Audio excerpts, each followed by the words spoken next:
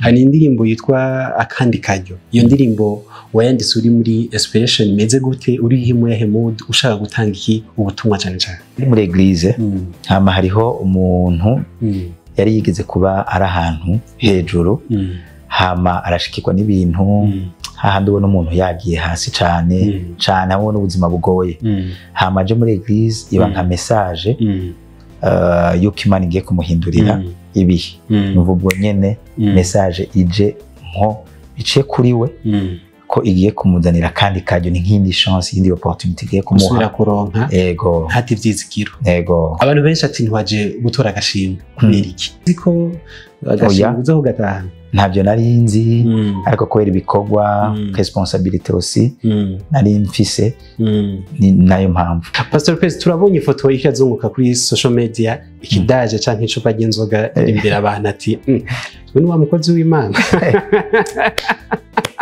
Zijya comment mukajya kaye ndazi katavya rumenyereye cyane bazita amabezi canke ibindi bintu wacakiriye gute muri ujya mwanya ama commentaire wayasoma kuba wiyumva gute?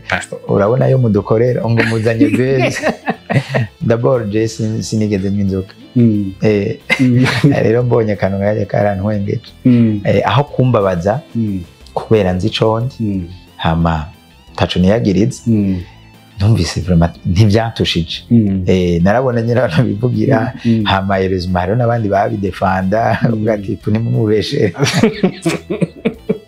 social media yaramponjeje neza navuga ati ndatanguye kuyibona ati muranyinjije mu gakino gato ako umuntu batugiye kubona ifoto twari kubona yuko ko katari inzoka yari ishuye en fait yari amazi ni icupa ryari rihari ni ntuzi mugabo aca yegeza ariko ntaco byangize ntabesha ukore nk'ahari wewe wenyene ube ku birenge by'Imana usenge ugira ngo turonke ibiva ku ntebe yayo hamugira umwete wo gukora ikindi ukora ikintu ntuvuga ngo mfuye kugikora kubera ariho ngeze gikore gushika wumva unezerewe niwabona ukoze bibi ngo ni kubera ariho ugeze banza ubireke witonde no kuvuga ukora ikintu ciza ugira umwete ufata umwanya wo kubana n'Imana.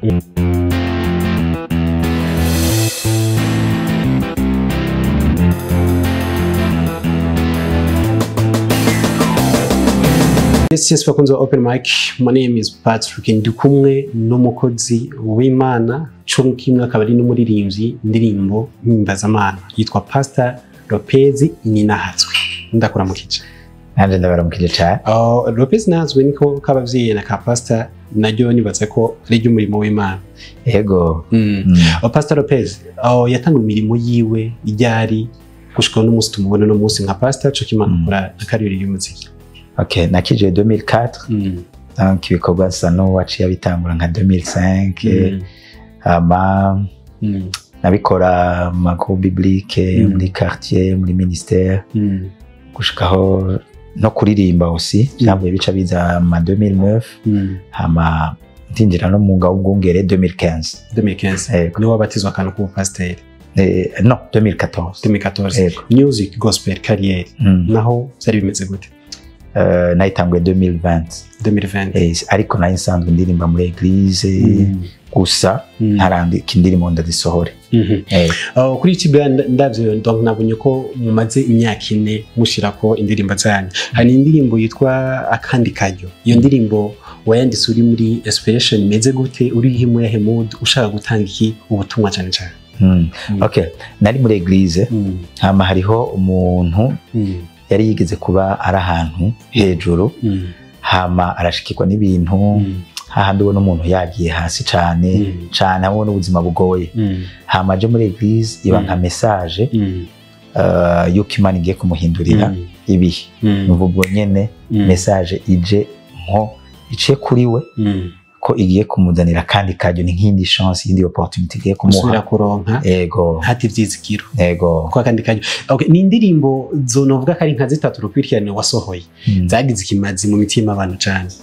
Pastor uba wiyumva gute uno munsi izo ndirimbo ziko zirakora ku mitima y'abantu zibabohora cyane cyane bakumva baruhutse basize mu ndirimbo zabo? Biraryoshe n'umunezero kandi biratera intege kuko ni nayo mpamvu tuba turiko turakora ibintu nk'ivyo wiyumvise gutwara gute indirimbo Isanganiro mu ndirimbo yawe waririmvye mu kurikirane wari wasohoye? N'umunezero kuko bica binyereka ko hari ikintu iri kirafasha abantu, iri kiramarira abantu, uretse intahe mba afise ku giti canje ndabibonye hajya abona abantu bo nyene ubwabo bitoreye. Abantu benshi ati ntwaje gutora agashimwe kubera iki? Ibikorwa byinshi. Niho twarabonye uko warungitse abantu bavuga ati nafatiriwe, ariko mugana yarungitse umuntu wari uzi ko agashimwe ho gatahana. Ntabyo narinzi, ariko kubera ibikorwa responsibility aussi nari mfise, ni nayo mpamvu. Ni concert nziza wakoze cyane yitwa Besha Worship Concert. Yajyemo abantu benshi cyane. Wiyumva gute muri ujya mwanya kuba ufise public ingana kujya mu kingo cy'imyaka 4 utanga karyo yawe y'umuzika, abantu bakaza ari benshi cyane?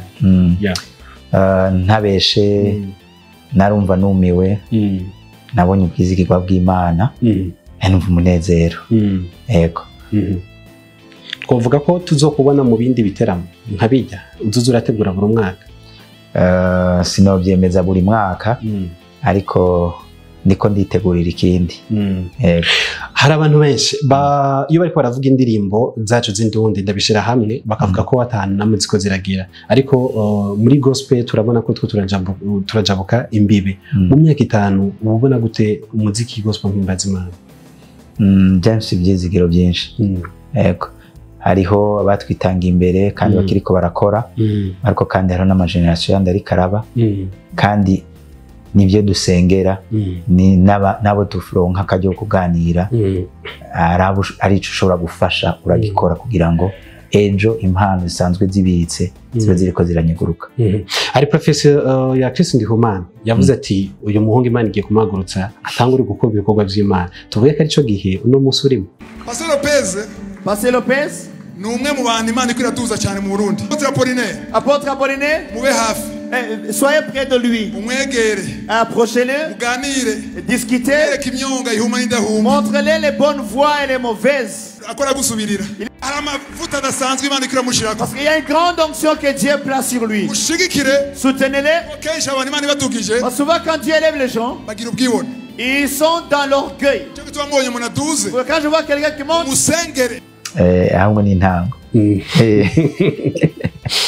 ego wayakire gutijya professeur numvise ari naswe no kurira uko ni responsibility Imana ibiguhaye n'umutwaro.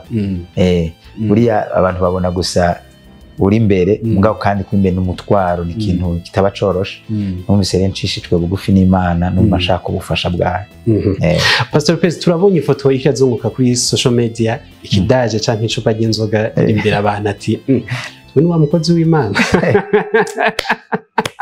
Zijya comment kuri kajya kaye ndazi katavya rumenyereye cyane bazita amabezi canke ibindi bintu wacakiriye gute muri ujya mwanya amakomantere wayasoma uba wiyumva gute? Urabona yo mudukorera ngo muzanye bezi d'abord Jason sinigeze n'inzoka rero mbonye akantu ngaje karantwengeje aho kumbabaza kubera nzi condi hama taco niyagiriza. Numvise vraiment ntibyatushije. Narabona nyine abantu bivugira hama yerezuma hariho n'abandi babidefanda ugati nimumubeshe. Jona kari atari social media yaramponjeje neza. Navuga ati ndatanguye kuyibona ati muranyinjije mu gakino gato. Ako umuntu batugiye kubona ifoto twari kubona yuko ko katari inzoka yari ishuye. En fait yari amazi ni icupa ryari rihari ni ntuzi mugabo aca yegeza. Ariko ntaco byangize ntabeshe. So hari abantu benshi bambaje karigiye twabonana barambwira ati uri kurakora ibikorwa byiza indirimbo zawe zikuzura bagiraho ku mitima bashaka. Bamwe bari muri Kenya n'abarundi babayo, abandi mu Buganda, abandi bari hanze y'igihugu bakuba risabira bavuga ati bazikari nka consequence yatuya biriko birategurwa.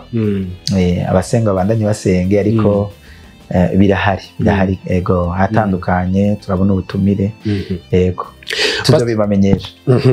Nibaza ko ka message kabo gashiye. Pasteur Lopez, tukubona uko uri umukozi w'Imana. Pasteur Lopez abameze gute yaba gushavura canke kunezerwa? Ano bafite amatsiko bawe. Abameze gute? Bose nkunda gushabura cyane. Handuka urinze ubibona. Uca wiruka.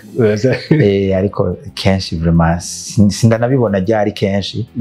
Yego, hama je ndakunda amahoro. Yego, ndakunda n'umunezero. Hari benshi mu baririmbyi gospel mpimbazamana bariko barakora. Mwebwe mubabera donc iciteregezo canke ikiyo cabo aho bashaka gushika. Ni kahe kantu kajambo mubwira no musi? Bavuga nti shira umutima ku Imana yaguhaye ki personnel, identité ya wewe, hama ukore ata muntu numwe mugomba guhiganwa. Ukore nk'ahari wewe wenyene. Ube ku birenge by'Imana, usenge ugira ngo turonke ibiva ku ntebe yayo. Hamugira umwete wo gukora. Ikindi ukora ikintu ntuvuga ngo mfuye kugikora kubera ariho ngeze. Gikore gushika wumva unezerewe. Ni wabona ukoze bibi ngo ni kubera ariho ugeze banza ubireke. Witonde. No kuvuga ukore ikintu ciza. Ugira umwete. Ufata umwanya wo kubana n'Imana. Ntugire competition n'umuntu. Ube wewe nyine kwitica. So ikiganiro ni open mic, nkeka jambo bwira abakunzi bawe muri rusangi na cyane cyane. Hajya bavuga ngo ahantu hakijwe itara ntibazana rahindi itara kubyatsa. N'abantu turashaka ko itara ryawe rimurikira abantu nibaza ko cyo baraziye kwisi canke yuko gukora ubushaka uzane benshi mugakiza. Yego. Ico nababwira n'amasengesho mu dusengera. Kibyo dukora byose inyuma hari ububasha bw'amasengesho. Ca kabiri kubera iki tusi ibikorwa byinshi. Deja vuba hari indirimbo izosohoka yitwa naho tokwishura n'izindi ziri imbere n'izindi ngomba gukora nshasha. Kumbure rishobora kubatumira mukaza. Ibikorwa ni byinshi hano n'ahandi mu dusengero kugira Imana ishobore ibandanye dushoboza. Eglise sengamo Pasteur Lopez. Eglise ni CLG, the City of the Living God, muri Kinanira ya 4 Avenue King Salomo. Turabahaye kazi. Tuzoza vuba cyane. Asante. Dimanche dufite ibikorane bitatu. Saa 1:30, saa 3 na saa 5. Chenzo kimwe nzoza. Karibu cyane. Asante.